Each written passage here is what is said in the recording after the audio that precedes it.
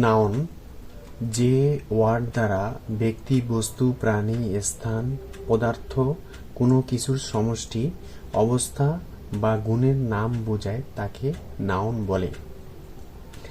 নাউনের প্রকার। নাউন প্রধানত দু প্রকার।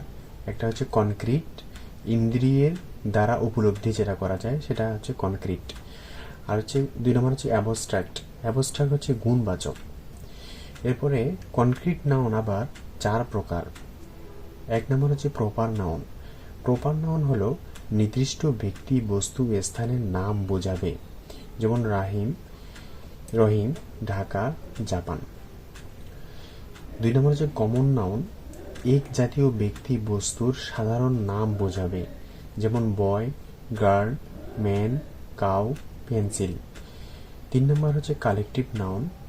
এক জাতীয় ব্যক্তি ও বস্তুর সমষ্টি বোঝাবে, যেমন আর্মি, ক্লাস, নেভি, লাইব্রেরি। 4 নম্বর হচ্ছে ম্যাটেরিয়াল নাউন।